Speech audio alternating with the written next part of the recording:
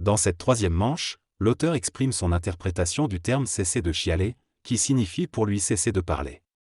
Selon lui, cela implique de cesser de se détruire par la parole et la pensée. L'auteur affirme que toutes les maladies, y compris les accidents, sont psychosomatiques. Il aborde ensuite la question de la réincarnation, déclarant qu'il est difficile pour lui de croire qu'il est réincarnation de quelqu'un d'autre. Il suggère de discuter avec d'autres personnes pour clarifier ses pensées et éliminer les doutes. Pour lui, il est essentiel de trouver des individus avec qui on peut parler librement sans craindre des jugements. L'auteur conclut en mentionnant que certaines personnes adoptent une attitude particulière pour attirer des mémoires de vies antérieures, mais que cela ne garantit pas le bonheur ou le succès dans la vie présente. Il est important de ne pas négliger de chercher des solutions, même si on pense ne pas avoir de problème. Parfois, fouiller et trouver la clé peut être nécessaire pour résoudre un problème. Le scepticisme et la foi aveugle sont tous deux dangereux car ils peuvent empêcher le discernement. L'ego peut nous empêcher d'utiliser pleinement nos capacités. Le Nazarien a été renié et crucifié différemment des autres apôtres en raison de sa vision plus élevée. Les individus peuvent décider du futur possible en utilisant leur intelligence. Il est possible de régler ou effacer un karma avec une personne sans même avoir besoin de le dire. L'auteur aborde plusieurs sujets dans ce passage. Il parle de la façon dont nos égos peuvent nous pousser à se nourrir des autres et à se sentir coupables lorsque l'on met quelqu'un à la porte, même si c'est la bonne chose à faire. Il explique également que pardonner à quelqu'un ne suffit pas à effacer le karma, car l'autre personne continuera à souffrir pour ses actions. Il donne l'exemple d'une personne qui doit de l'argent et qui souffre en essayant de rembourser cette dette. 2.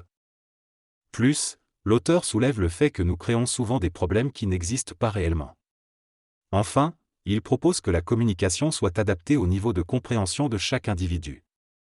Dans ce texte, l'auteur réfléchit sur la possibilité de régénérer les dents et remettre en question l'idée que cela serait impossible. Il mentionne des exemples de personnes âgées dans d'autres pays qui retrouvent leurs dents à un âge avancé. L'auteur suggère que le processus de croissance des dents chez les bébés et les enfants est un exemple de régénération naturelle. Il encourage à ne pas se focaliser sur les problèmes physiques du corps, car cela ne mène pas à l'évolution. Il parle également de l'amour et des relations, soulignant qu'il est possible d'avoir une relation harmonieuse qui ne soit pas basée sur des problèmes karmiques. L'auteur suggère de dialoguer pour résoudre les problèmes et éliminer les énergies négatives. Cette partie de la conversation aborde la question de la réincarnation et des vies antérieures. Les personnes semblent échanger leurs opinions sur la possibilité de se connaître dans d'autres vies et de réincarner des parties de soi-même. Il est mentionné qu'il peut y avoir des personnes qui se sentent obligées de défendre Hitler et qu'elles pourraient réincarner une partie de lui. Cependant, il est souligné que ceux qui défendent Hitler réincarnent davantage l'idéologie et la race aryenne plutôt que le personnage lui-même. Il est également mentionné que certains personnages historiques importants, tels que Arthur, Jésus et peut-être Montadon, pourraient avoir réincarné différentes vies au fil du temps. La conversation se poursuit sur le sujet de l'amour pour les ennemis et la manière dont cela peut affecter le karma. Il est suggéré que si l'on décide que la mort de sa famille ne nous affecte pas, alors ils seront protégés de notre karma.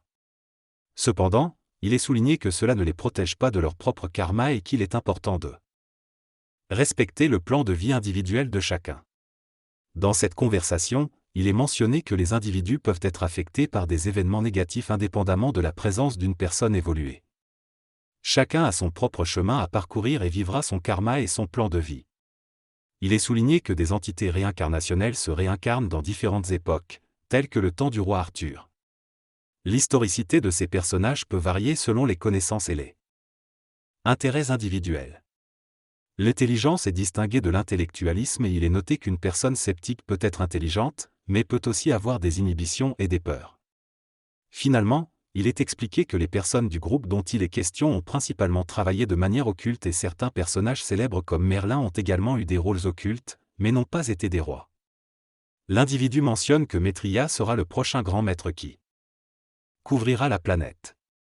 Il affirme que Maitreya réincarnera les visions théologiques du passé, les sorciers et les sorcières blanches, et qu'il travaillera contre l'intelligence christique. L'individu considère que Maitreya est probablement l'antéchrist, capable de réunir les musulmans et les catholiques, ainsi que les différentes religions. Il prévoit une montée en nombre de personnes qui suivront Maitreya, mais ils finiront par se combattre. Il souligne que les personnes véritablement conscientes ne seront pas trompées, car elles sont en contact avec leur propre intelligence. Il suppose que ceux qui sont dans l'intelligence seront transportés ailleurs pendant un certain temps pour éviter les difficultés planétaires à venir. Finalement, il souligne l'importance pour les êtres humains de travailler immédiatement pour atteindre une bonne condition. Le langage est uniquement une vision de l'ego, où l'intelligence peut se manifester librement selon notre permission. Cela peut créer des êtres humains frustrants pour les autres, qui peuvent accrocher aux mauvaises places ou aux égos. La transparence dans la communication rend les choses plus faciles. Il faut juste dire la vérité immédiatement, sans égoïsme. Les humains ne doivent pas se défendre, ils doivent changer s'ils sont dans l'erreur. L'intelligence est en dehors du temps et de l'espace, elle n'est pas liée au temps. La mécanique qui nous ferait découvrir nos futurs possibles est la capacité de voir dans le passé et la réponse affirmative d'un enfant français qui dit oui. La vie permet de connaître nos réincarnations futures, mais cela ne nourrit pas l'ego. Tous les futurs possibles sont possibles, mais certains ne se réaliseront jamais.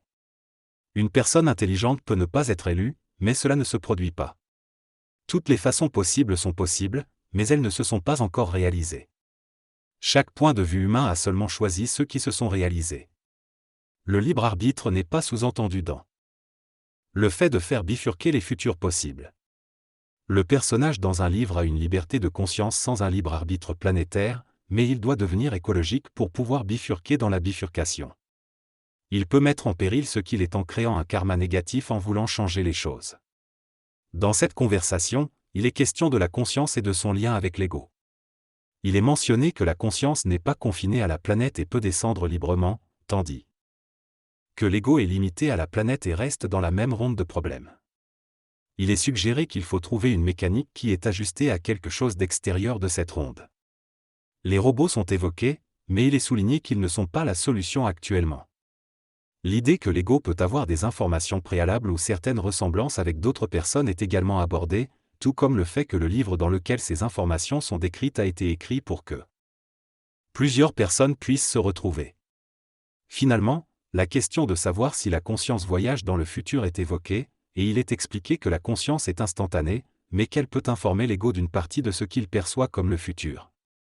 Dans cette conversation, il est discuté de divers sujets liés à la conscience et à l'existence d'êtres extraterrestres.